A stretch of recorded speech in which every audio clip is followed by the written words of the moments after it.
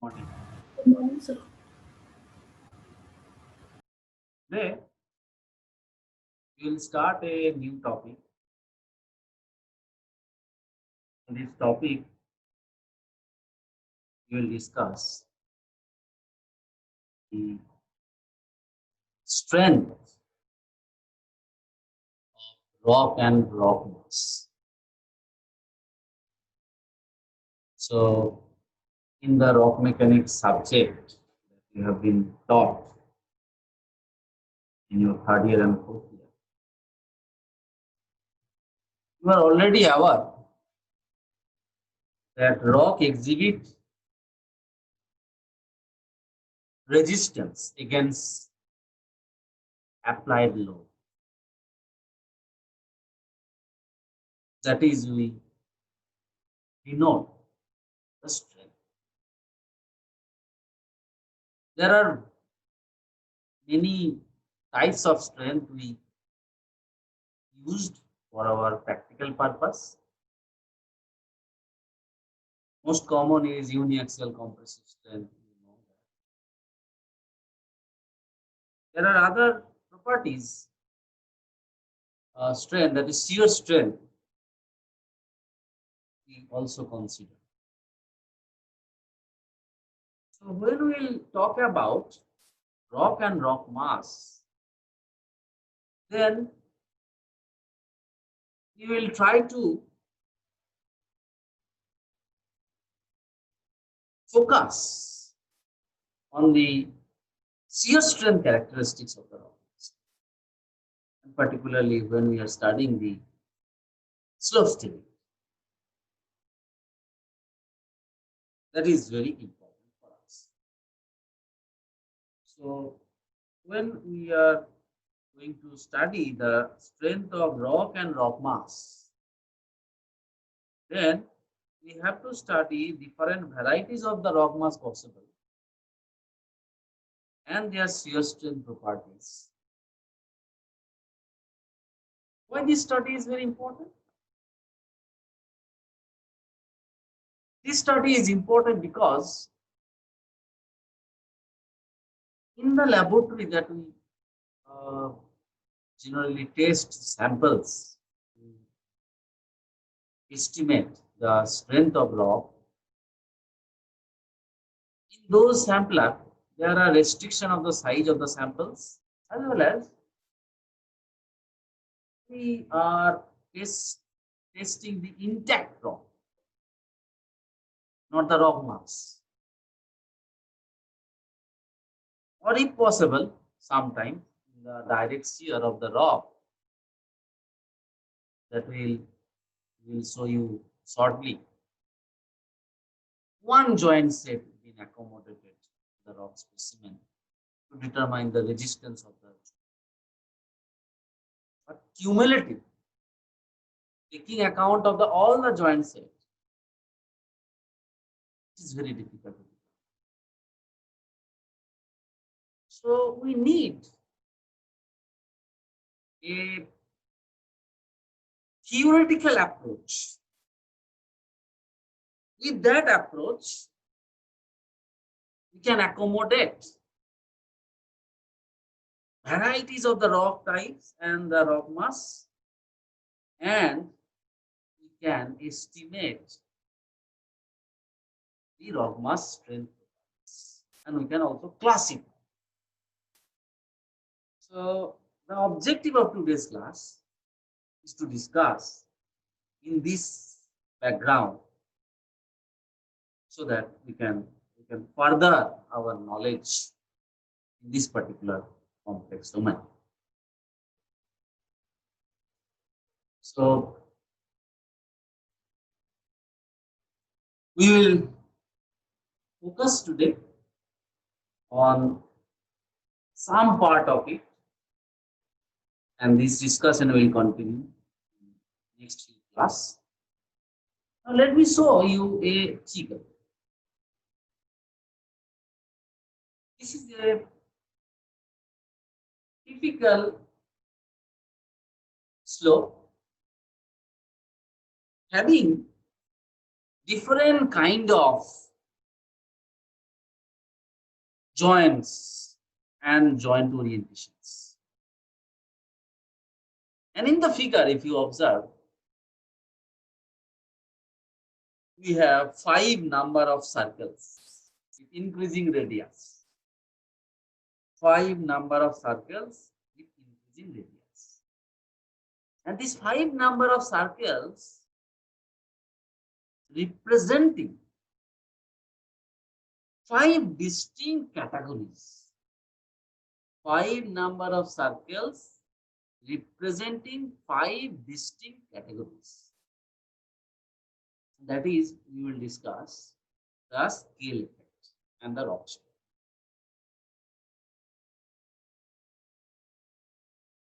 It is, we have already learned something that joint have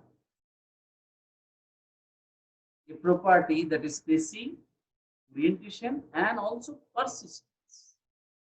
Persistence is the length. Length, this is a joint, a continuous joint, or this is the same joint, two joint set, but the persistence of this joint is small compared to this. So if this joint length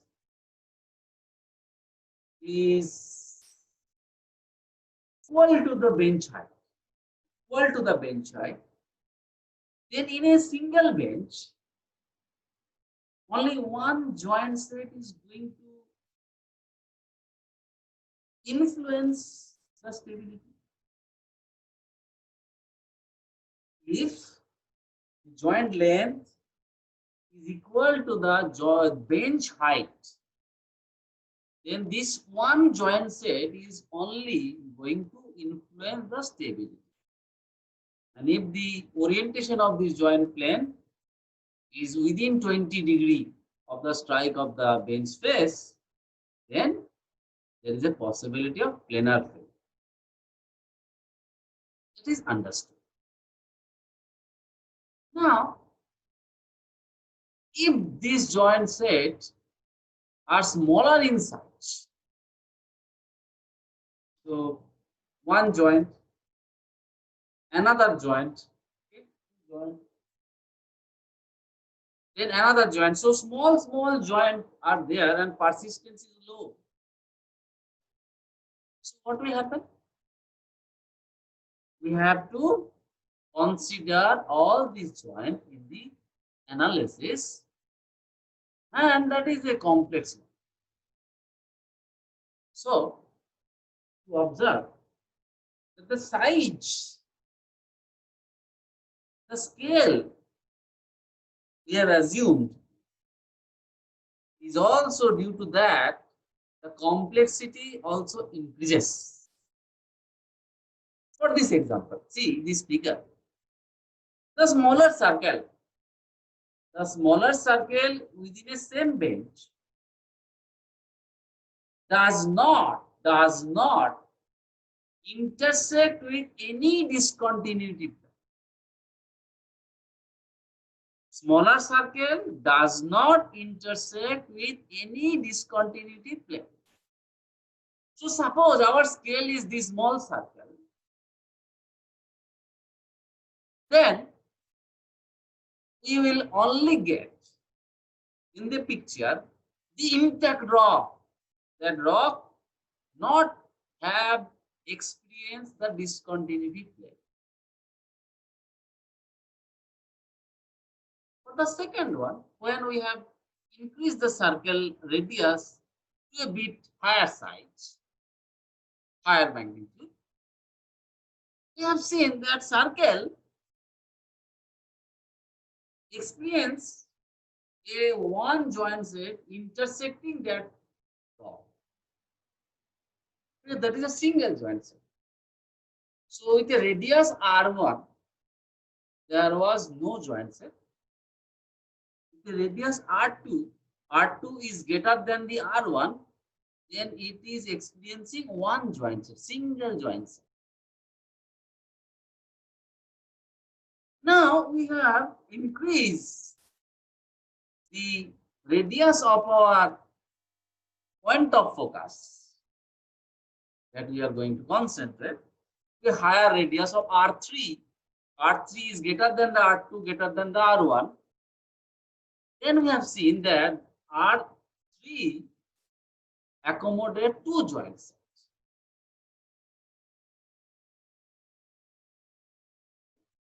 So starting from R1, R2, R3, we have come to a two joint set. Now we increase the radius to R4. R4 greater than R3, greater than R2, greater than R1. Then it accommodates many joints. It accommodates many joints. So R4 now represents the condition of a true rock mass nature in the bench. And you have to consider all the joint set properties and their influence on the stability of the bench slope. If your analysis zone is R4, for the R5, it is fully jointed, ubiquitous joints.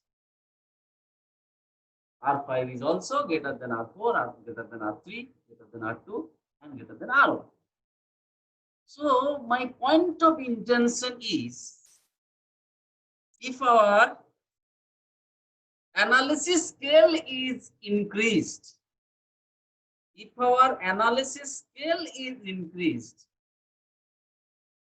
then the nature of the rock and rock mass characteristics goes into deep and deep and deep complexity. That is understood? It is clear?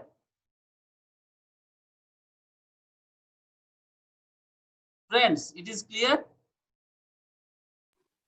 Yes, sir. Speak loudly.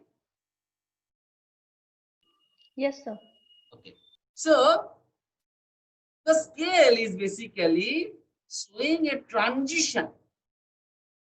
The scale is basically showing a transition from intact to a jointed rock mass. Smaller scale, intact rock, larger scale, rock mass, jointed rock mass. So there is a influence of scale effect. On a bigger scale, you are considering the project. On a smaller scale, you are considering the project. So scale is a very important part in this part of the rock mechanics and in its application in the slope state. This is to be noted and to be remembered. Now, based on this,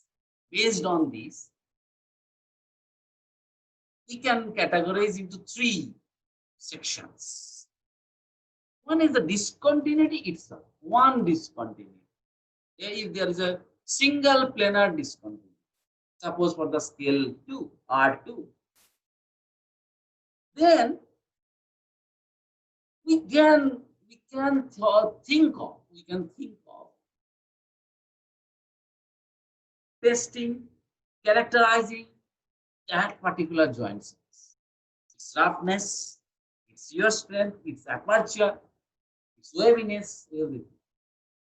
And based on that, we can characterize the joint properties of the discontinuity, single discontinuity. Now, if there is a multiple joint set,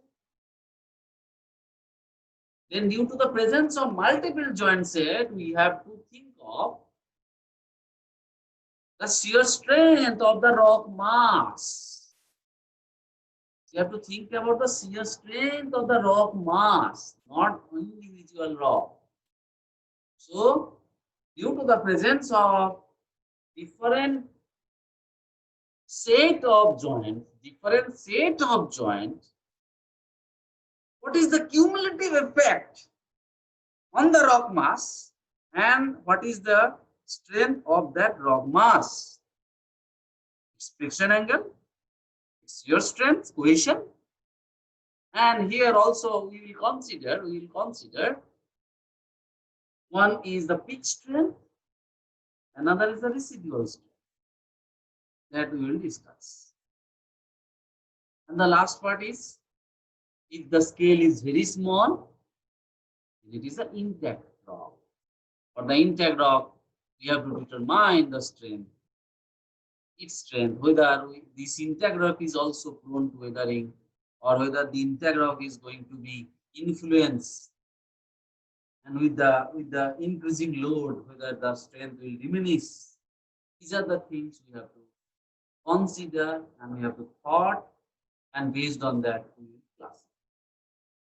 So let me show a few examples how the rock mass actually look like, and corresponding influence on the slope steady.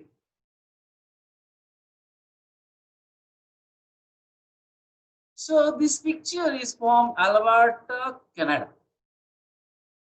The right side, if you see, this rock is a bedded uh, limestone, and the joints set are like this and that. Means orthogonal joint set is observed. Joints are mutually perpendicular to each other. And due to that, different blocks are formed. And those blocks came out of the slope. Those blocks came out of the slope along the bedding plane. If this is a situation, this kind of rock we can represent by the left side figure. Left side figure is also representing a bedded deposit having intersected uh, this discontinuity plane, and along the bed there would be a possible shear movement. Anytime this particular block may run away from the slope. So there is a possibility of mobilizing. There is a possibility of movement of this block. So a planar failure be a reality for this particular kind of rock and rock mass in a bed slope. It is understood?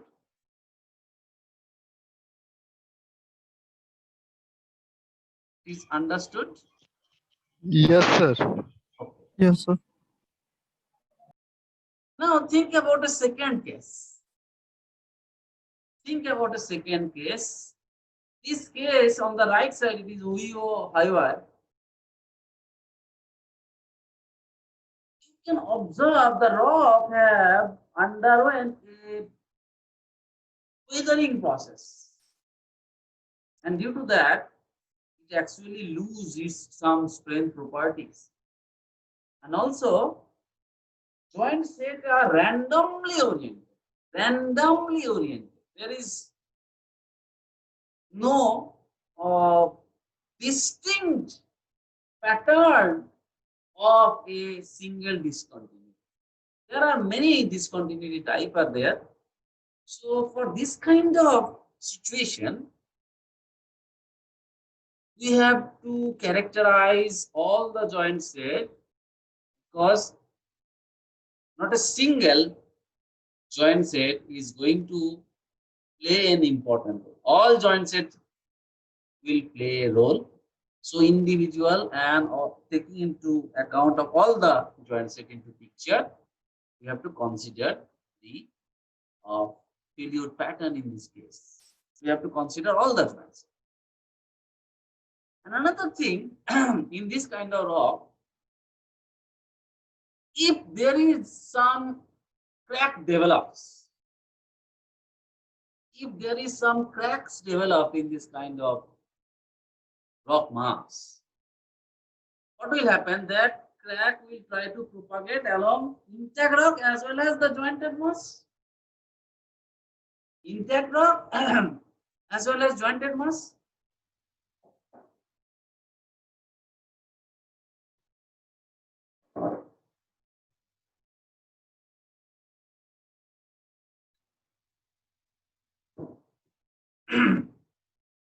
So, pattern along which the plane of failure will occur, it will not be smooth, it will be zigzag. Because only one planar joint along that plane, the failure is not going to occur. There will be a multiple joint set is going to play important role for the failure pattern of this rock. So it is a very, very complex scenario. So if a failure, if a crack, if a crack develops, it will try to penetrate through intact rock as well as the jointed rock mass. Multiple joint set will be interconnected, and finally that block will fail, not along a single plane. So that is another kind of picture. So this kind of failure is very difficult to accommodate on a simple planar failure kind of things. For this, you need a much more complex modeling technique to accommodate this kind of failure and to analysis. Think about a third one. This is a weathered niche, okay, Brazil, and this due to this property, overall properties of the rock mass and individual joint set is not going to influence this kind of rock slope. Rather, a mass along a nonlinear plane,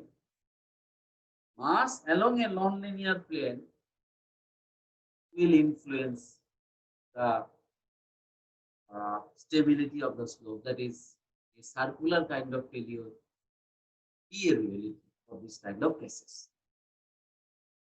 So for a weathered, no distinct joint set is observed,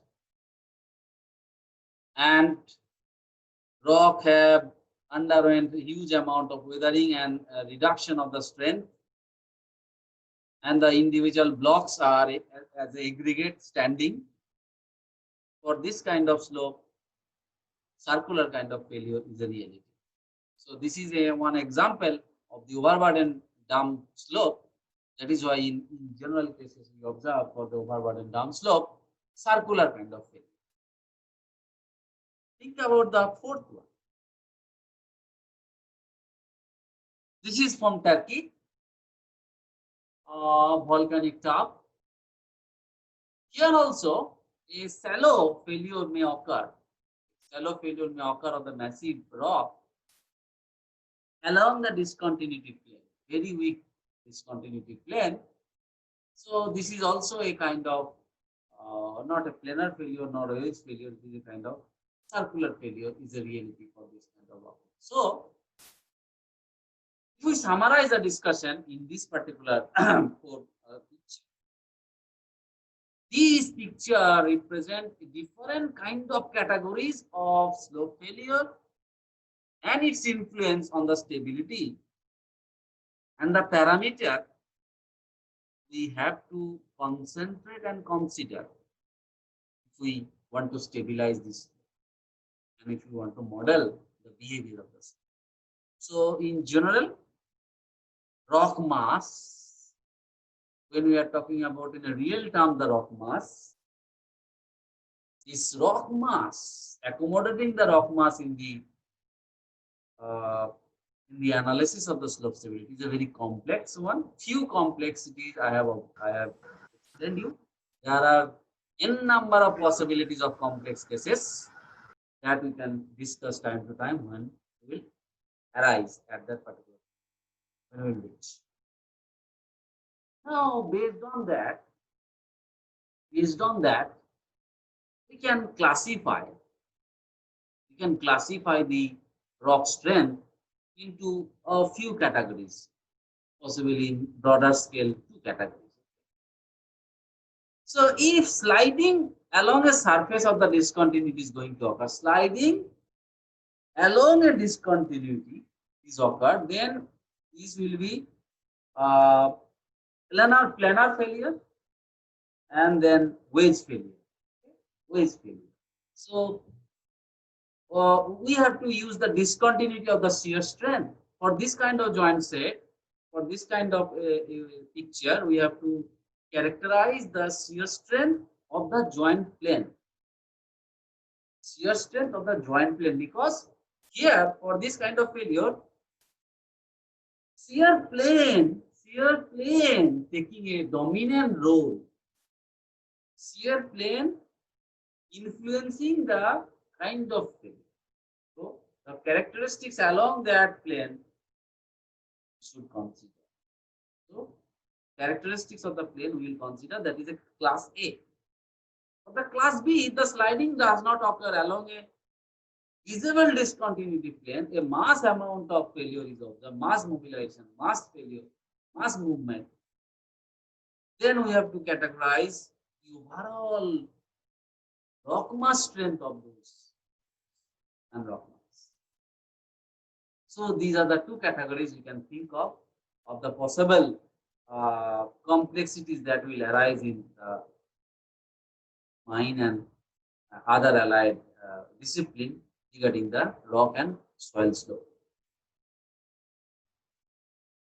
Now, think about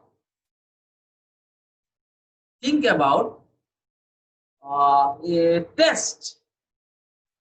A test is conducted applying a normal stress and then apply a shear stress and see the responses. Based on their responses, we will represent one class of response, second class of response, third class of response, and so on and so forth. So this figure has been taken from Transportation Research Board 1996. They have classified the responses of the rock on a sliding surface, the relation between normal stress and the shear stress. Relation between normal stress and the shear stress. Think about the top curve. Top curve have intersected this top curve, the curve number 1. Curve number 1 intersected the y-axis at some higher value. And the gradient was initially moderate, but later on the gradient of the curve was reduced. This is a curve 1. Okay, curve 1, curve 2, curve 3, curve 4, and curve 5 that we will discuss. So for the curve 1, if there are some infilling materials, infill discontinuity, okay, you see the response. For the curve 1, initial gradient, see the gradient of the line and the curve to gradient of the line. For the curve to gradient of the line is high. Gradient of the line is high compared to the curve 1. So for the curve 1, it actually indicates that only the joint set, smooth joint set or wavy joint set, is not actually controlling the behavior of the rock along the sliding plane, but there is a possibility that some infilling material is there, and due to that, after some point of time, the gradient is lowered, which is due to the weak plate or fault gauge present in the joint interfaces. So maybe these material have a cohesive property, due to that it is showing some response. Or alternatively, this infilling material is strong, that is also produce some gradient. For the second case, if you consider, it is a smooth discontinuity. It is a smooth discontinuity. Up to a level, it shows a very steep gradient along the response. With the increasing normal load, shear stress is also increased. So shear strength is also high compared to the first case, the gradient. So it is a smooth and clean discontinuity. We will have a zero cohesion, and the friction angle of that the rock of the surface. So the friction angle it is showing, actually it is basically due to the surface friction between the joint interface. So maybe this is due to the grain size of the rock, grain size of the rock. So these are the things we have to consider. For the third case you see, it is a straight one, more or less straight one, more or less straight one. So, but it is intersecting the origin. Means visibly there is no cohesion. Visibly there is no cohesion for the third curve. Visibly no cohesion for the third curve. So this particular case, it indicates low friction angle. Low friction angle. And for the fourth case, it is a fractured rock mass, and the strength of the fractured rock mass we have to consider. And for the fifth case, it is a weak rock. Along the discontinuity plane, we have to think about the response of the rock. Now, if we conduct same test to see the effect of a discontinuity plane along two rock joint. Okay. So what we will do? We will apply a normal load at the top. Then we will apply slowly and slowly a horizontal force that will develop a shear stress along that plane. So if we plot that particular response, the response will be look like this: displacement in the x-axis and the shear stress along the y-axis. So after some point of time, it will observe that displacement is going to be increased, shear displacement, but the sample is not taking the load. Means it is already failed case. Sample is not going to take the load, so it has already entered into plastic zone. So this actually represent after peak shear strength, deformation, displacement has increased, but the load has decreased. Sample is not able to take much load. But there is some level up to which sample have taken load. After reaching a peak load, some amount of load is actually displaying. It is basically called the residual strength of that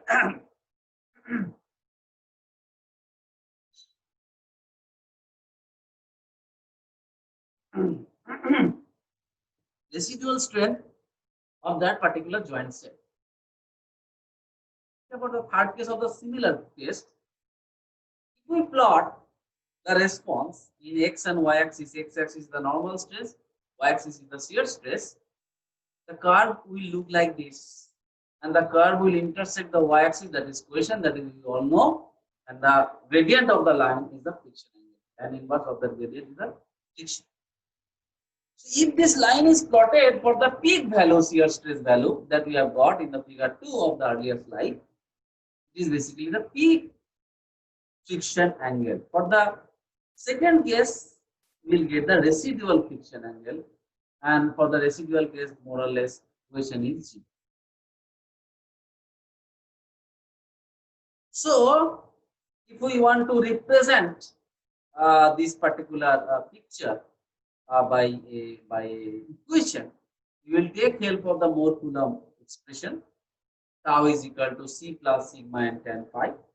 And here, C plus sigma and tan phi, the phi will represent the peak friction angle for the peak shear strength value. For the residual case, there is no equation, so it would be tau is equal to sigma and tan phi r, friction angle for the residual shear.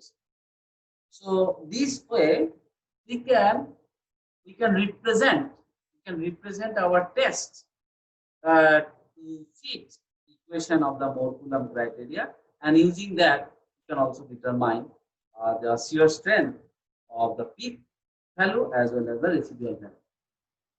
Based on that, we are giving you the second assignment, that you try to derive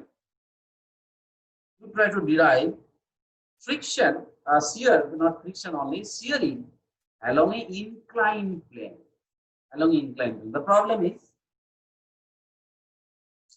suppose this is a rock.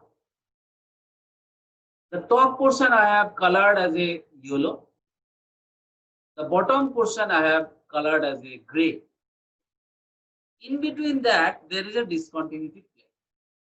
So in the shear box, direct shear box, what we do?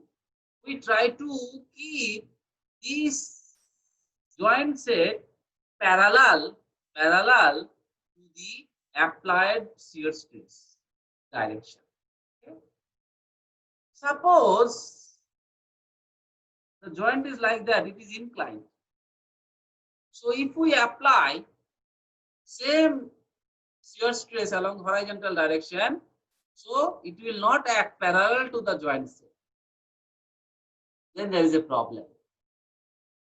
So if there is an inclined joint set, and along that inclined joint set there is a shearing, what would be the expression for that shearing?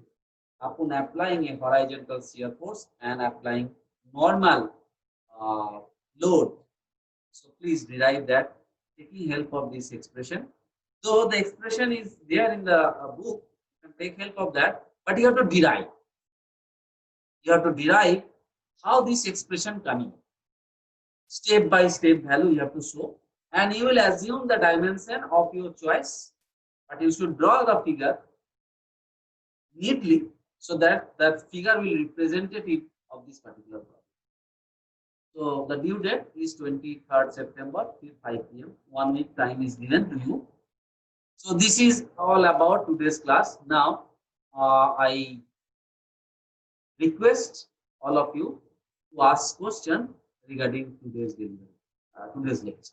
Please.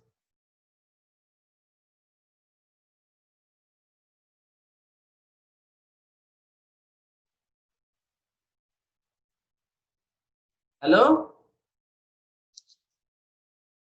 Hello? Yes, sir.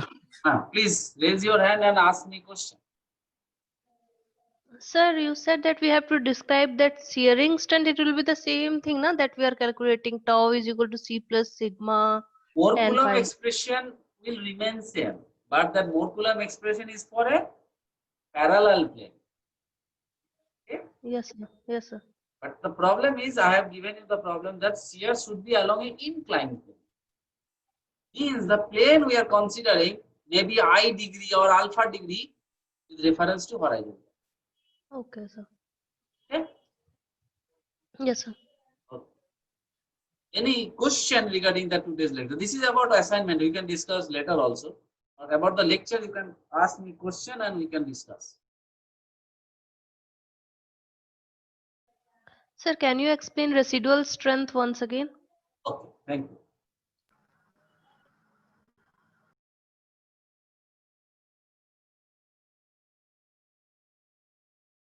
Think about a situation.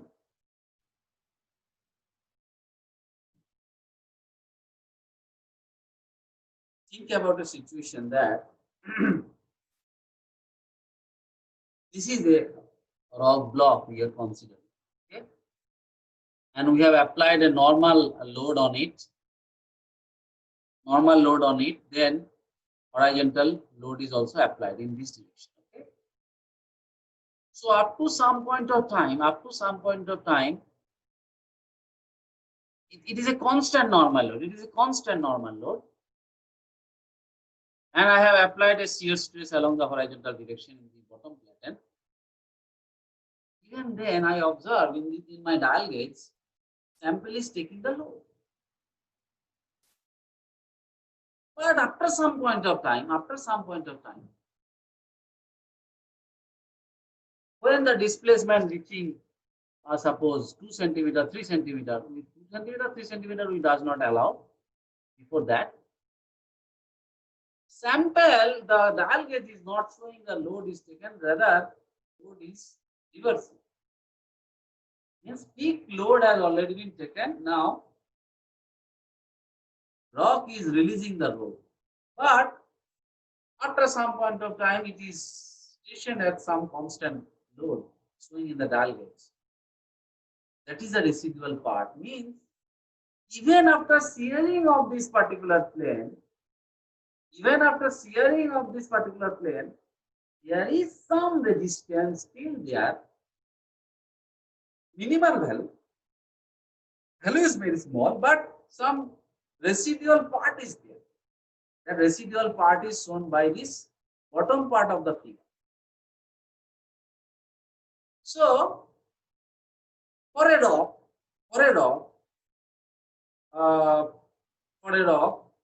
if there is some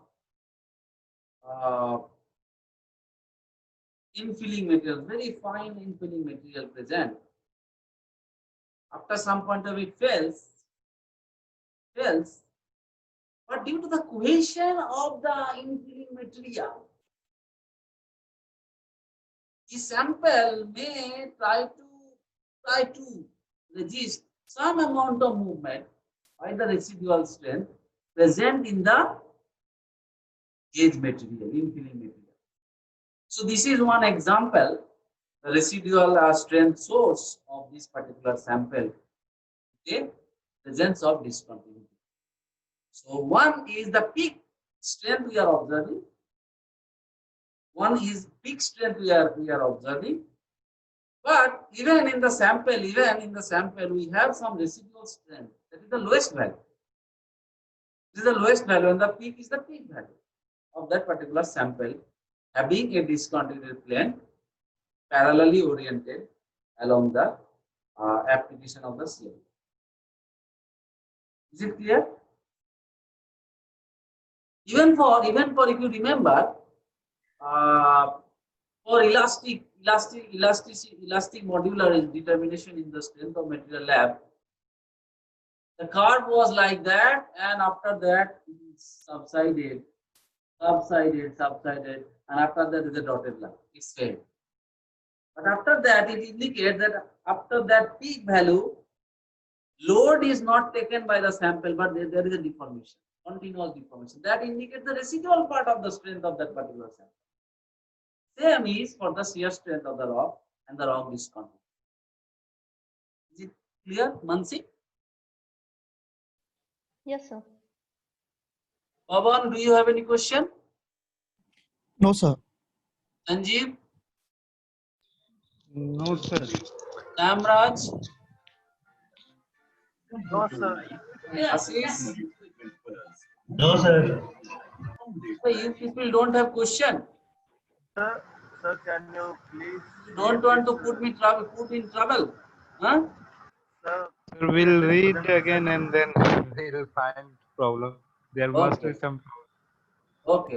sir, Sir, this one is our assignment third, na? Assignment second. And so plot on HydroNet, that was a That- part that- of assignment first. That was part of the assignment first. Yes. Oh, so we'll send it by naming it assignment 1B. 1B. Very good. 1C, like that. Okay, sir. sir, please share this presentation. Hello, Please sir. tell. Share Your this voice is not presentation to- audible. Sir, can you please share this presentation to us, sir? Please tell. Sir, he is asking to share the presentation. I will just upload. You can get it from the parent portal, okay?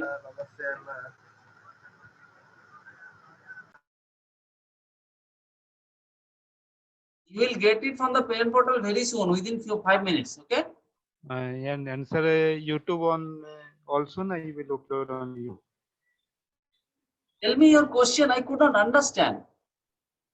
And sir, YouTube you will also upload it this lecture na, sir? Yes, definitely. Yes. That is the sir, very good mode of reading, because due to network connection, if we not get anything, then we'll follow Yes, your YouTube that channel. mechanism I have thought for you, okay? Yes, sir, and it's Whatever very possible, I will try to do comfortable for you. for us. Yes, sir. Okay. Thank you, sir. Thank you.